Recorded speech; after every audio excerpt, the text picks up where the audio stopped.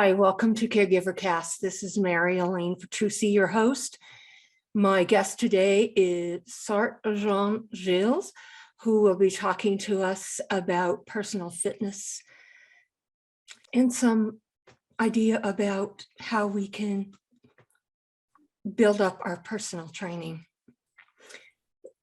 Sartre Jean-Gilles enjoys being online as a personal fitness coach. He is passionate about working with busy home-based female entrepreneurs to form healthy habits and improve their overall fitness. He supports your individual weight loss goals without you having to give up your favorite foods or spend a lot of time exercising.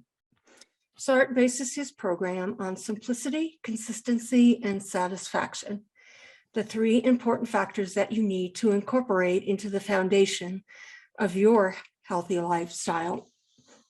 Sartre graduated from the University of Ottawa with a Bachelor of Science with honors in human kinetics and the University of British Columbia with a Master of Health Administration. He has worked in various healthcare related settings, including rehab clinics, hospitals, and his own online fitness training and behavior change coaching enterprise.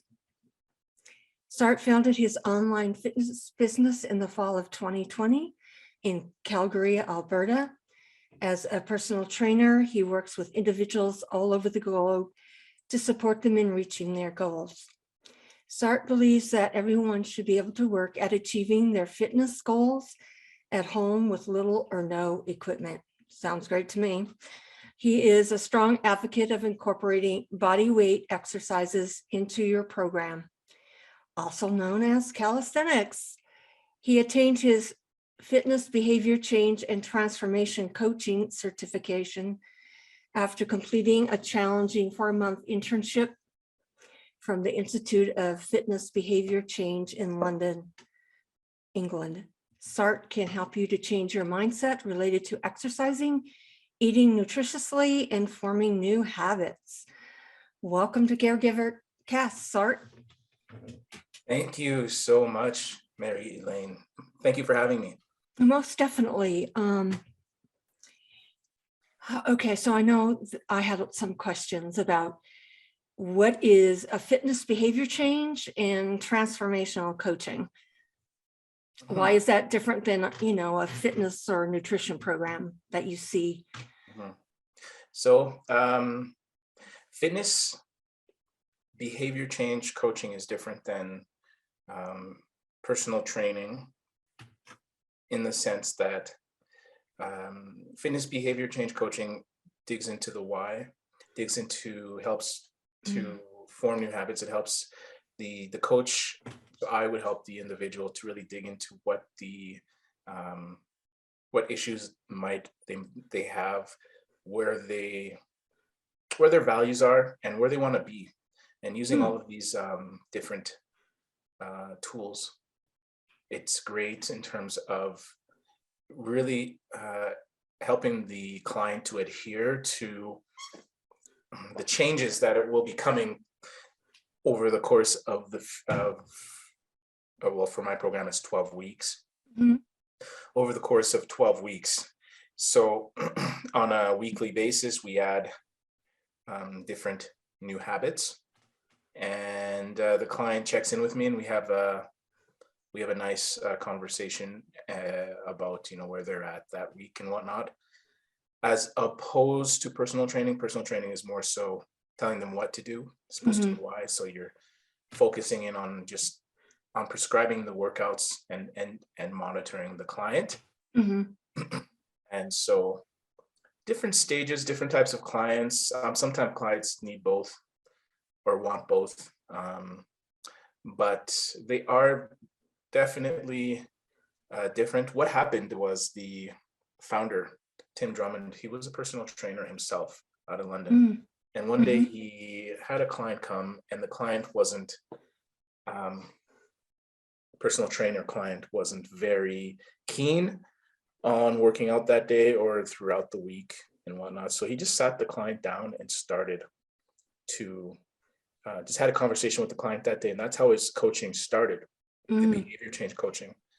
And over the course of a few years, he's developed it and developed the Institute of Fitness Behavior Change. And so I think only about 2% of personal trainers know about fitness behavior change, but it really helps to dig into what the issues are. What can we do to make fitness simple for the client? And fitness entails not necessarily just exercise, but also nutrition, making proper, sound nutritional decisions. So yeah, helping the client to, and the beauty about coaching is coaching involves drawing the answer out of the client.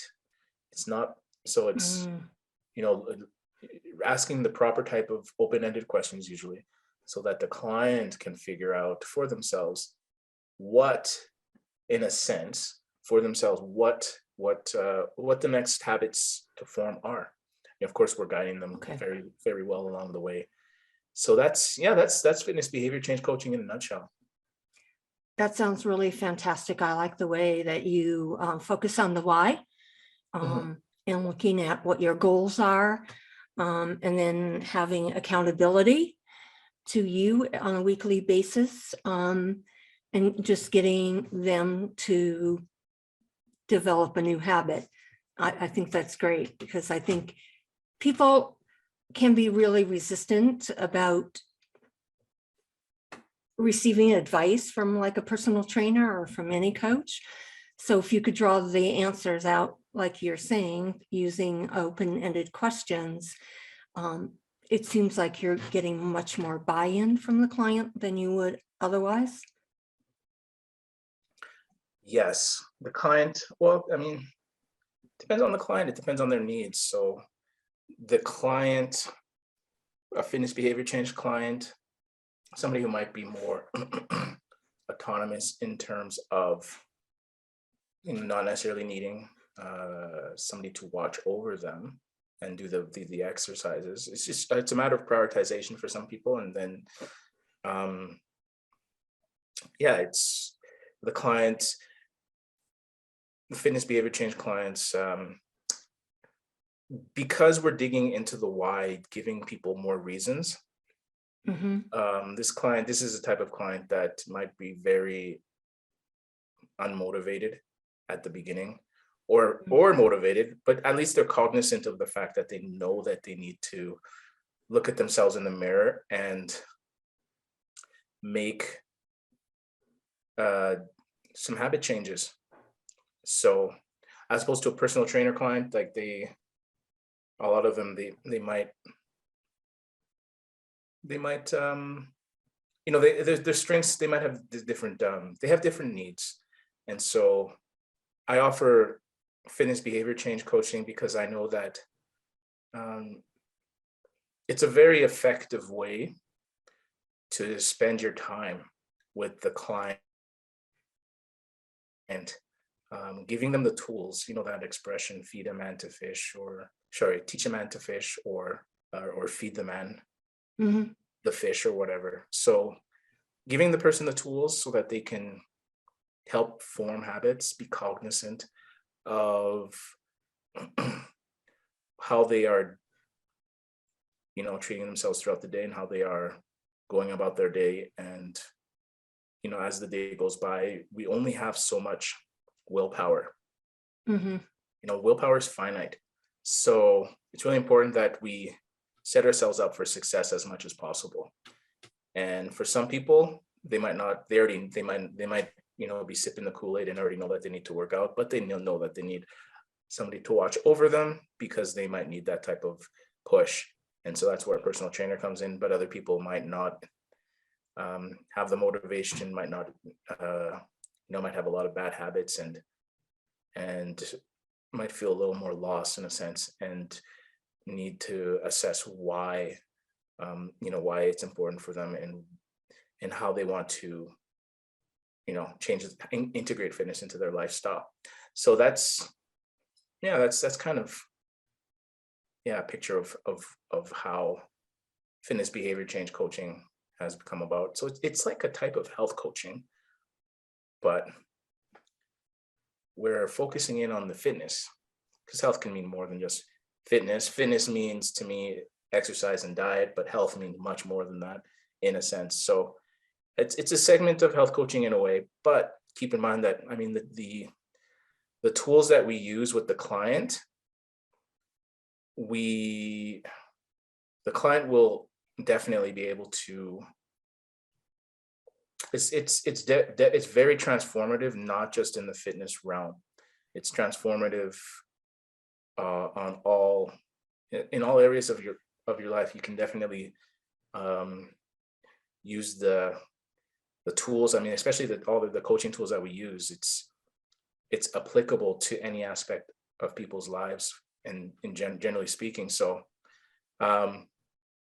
it's a very methodical approach to coaching that helps to really enlighten the client about who they are in general, and then of course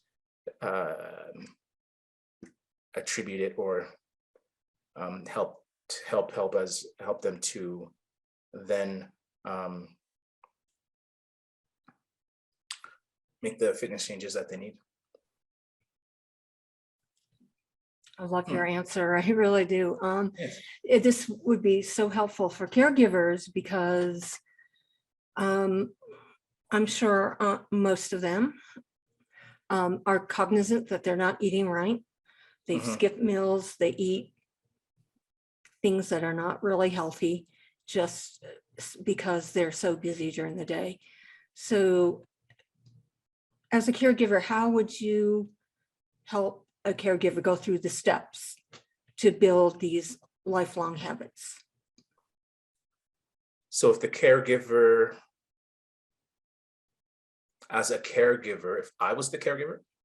Well, if you had a client who was a caregiver,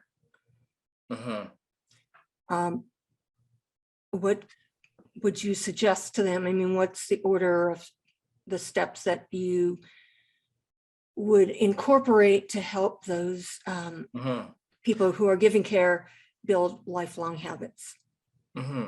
Well, for me, when I meet up with my clients or clients to be, let's say, I usually have a nice 10-minute chat first, just to get a good idea, just to get a kind of an idea of where they're at, and then I just kind of sit with it for a few days, and then we meet again for a longer conversation. During that conversation, especially for caregivers, I would say, because you're a caregiver, you are in the midst of finding out, I mean, you have to prioritize what is very important to you, because you're taking care of someone else. Your time is limited. So when we chat, we like to chat in 4 different pillars, like 4 different areas. So family, which is a huge one, 4 F's: family, fitness, finance. So like in terms of their that's also very important, in terms of finance, in terms of like their career prospects and whatnot. And I mean, caregivers' careers, there's a stress on it because of what they're doing. And then faith, not so much in terms of religion, but in terms of what their values are, what's important to them. And so as a caregiver, I think it's just kind of magnified, because they are in the midst of helping someone else. They have somebody who's dependent on them, but they also have to make sure that they are taking care of themselves, because if they, you have to be able to, you have to take the time out and make the time to take care of yourself, because it's not just for yourself, you're helping someone else. So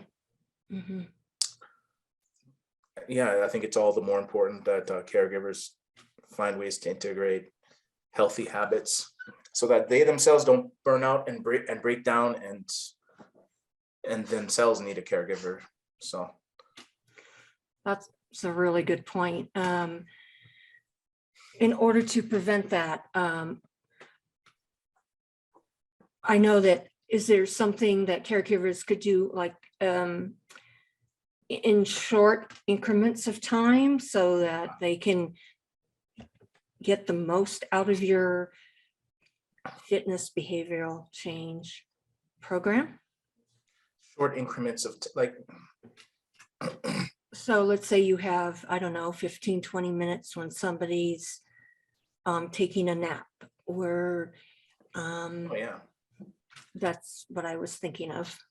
So, I mean, typically, I mean, looking at my sessions, those are usually an hour when I meet with them. Okay. But I mean, the habits that we can form, we can definitely look at the habits. I mean, let's say like exercise. Well, did you know that, you know, I've put this in LinkedIn. I've talked to this to people in various networking Zoom sessions, that like one thing is, for example, you need to only, if you go outside of the house and walk briskly for 11 minutes, turn around, come back, you do that 7 times a week, 7 days a week. That is sufficient in terms of getting your 150 minutes of moderate to vigorous cardiovascular exercise. So if somebody's taking like a half-hour nap, maybe we can incorporate, okay, this is when I get my walk in. Got to get your walk, not just for the cardio, but also for the sunshine. You know, caregivers might be, you know, stuck in the home, for example, in a sense.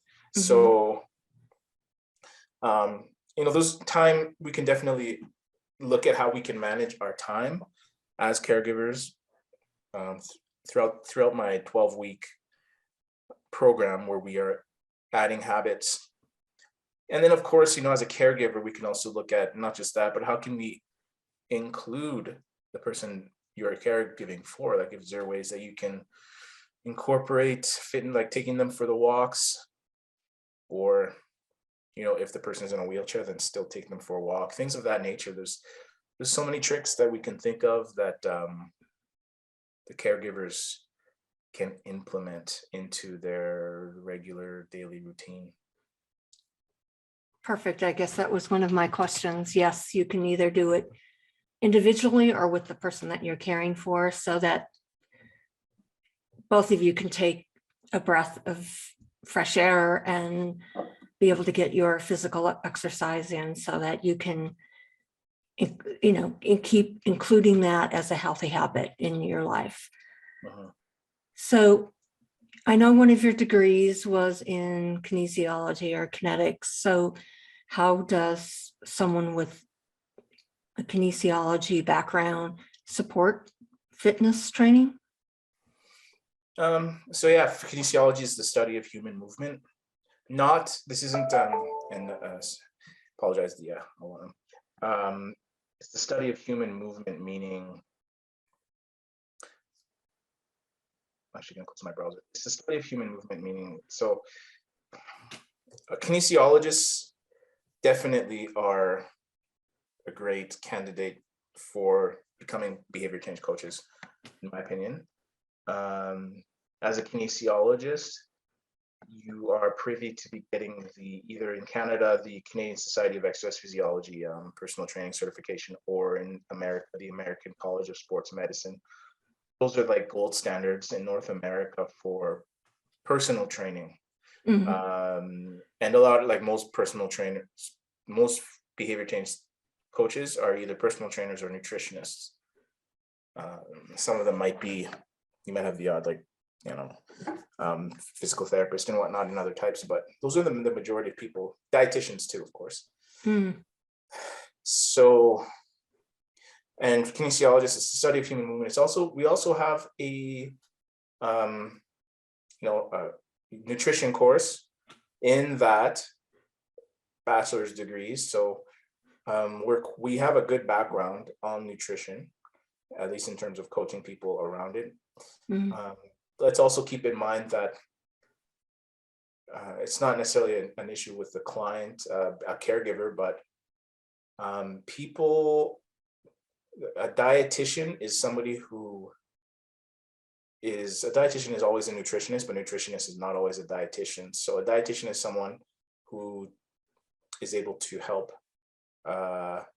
formulate a nutrition plan to help with the treatment of diseases. Mm. That's not what we do. What we do is more, every day helping people form proper habits surrounding nutrition and exercise. So no, I think a kinesiologist is it's a good foundation for this, this line of coaching. Yeah. It sounds like knowing more about the anatomy and the motor movements would help you be able to personalize your training by becoming a behavior change coaching person. Behavior change coach, sorry. So why is behavior change coaching so important now? Well, that's a great question, especially as we're getting out of this pandemic. A lot of people have, put on some pounds, gained some bad habits in the past 2 years. And, all the more important, especially because now that we have a new virus that's becoming endemic, all the more reason that we need to focus in and see how we can make proper, healthy choices to bolster our physical state, our immune system. So, this virus can be potentially like long-term damage to the lungs, but there's ways that, with making sure that we're exercising properly, regularly, consistently. Those are the people who are definitely doing better with COVID than the others. So it's been a lesson learned for the past 2 years. People are remembering that, oh my goodness, fitness is all the more important. And a side note, is that we have a growth of, it's called, what did they call it? The great exodus, or everybody's like, a lot of people are leaving the corporate world and starting up their own businesses, working as solopreneurs or entrepreneurs. And I did a post rather, the other day. People need to remember that if you are your own, like, you have to be, you're your own business, you are the business if you're a solopreneur. So you have you owe it to yourself on another level to make sure that you take care of yourself. If you are your own business owner. And then, of course, then if you have people who are their own business owners and they're caregivers, that's a lot of pressure on people. And so it's really important that people nowadays, if we're going to be, working independently, being solopreneurs, and then we have the sandwich generation on top of that. And then, of course, like, my clientele is mostly women. So they have got, a lot of them have, if they're women in the 40s to 50 range, for example, or at least, a lot of them have children too. So you have children, you have maybe a parent or two to take care of, and your own business. So yeah, all the more reason why you should definitely take care of yourself.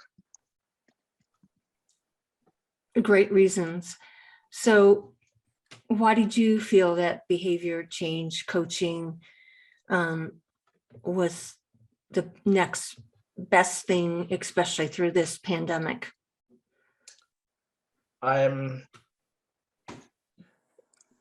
think that it's going to, especially nowadays, people are more than ever, extension to my last answer, people are more than ever looking for ways to help themselves to grow, coaching and similar types of services, more people are spending more money than ever, investing more time than ever in coaching, different sorts.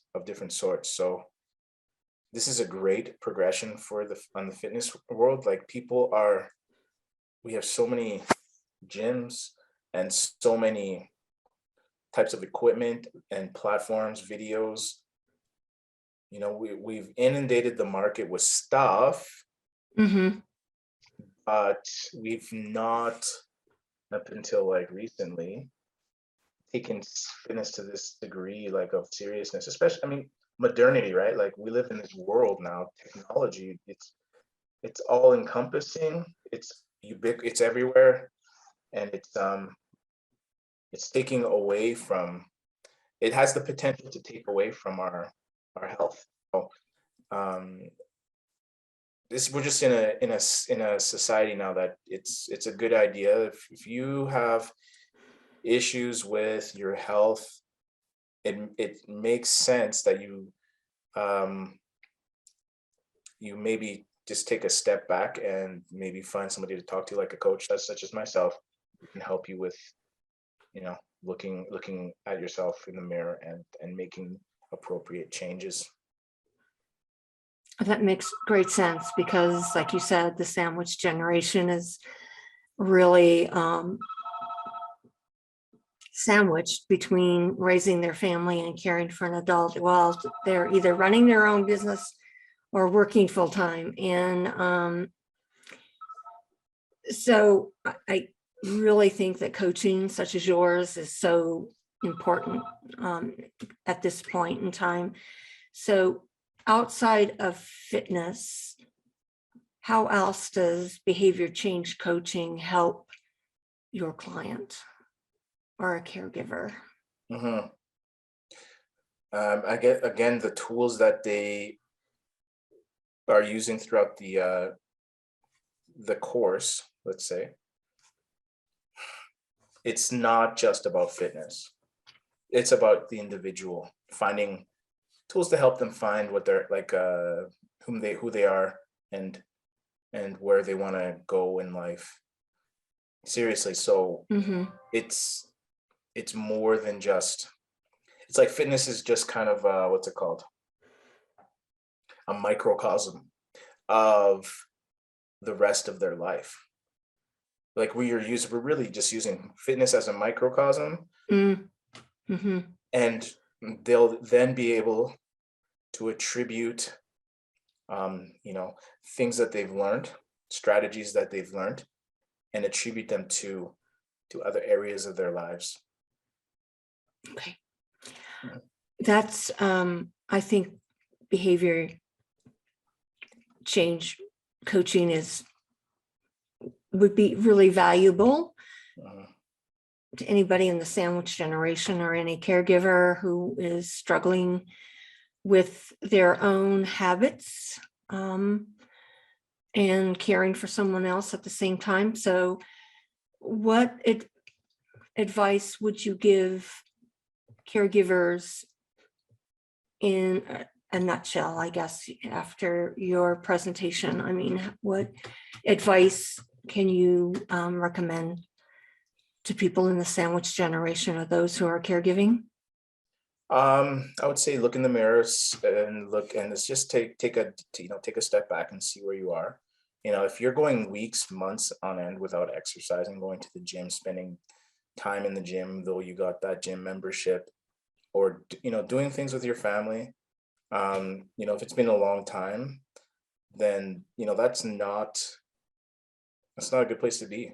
And so, if you are making concessions or ignoring what you probably should be doing to take care of yourself, well then it's a good time for you to consider fitness behavior change coaching. Okay, perfect. And if people want to get in touch with you, Sart, how would they do that? You can head to my website, sjgfit.com. Go to the bottom, you can put your name in, and or you can send me an email, sag@sjgfit.com, and we can chat from there. That sounds great. Thank you so much for being on Caregiver Cast and explaining how behavior change coaching can help caregivers and just anyone who is in that sandwich generation. So thank you so much for being on today. And I hope people contact you to find out more information about how you can help them make the changes that they need. Great. Thank you so much. Thank you.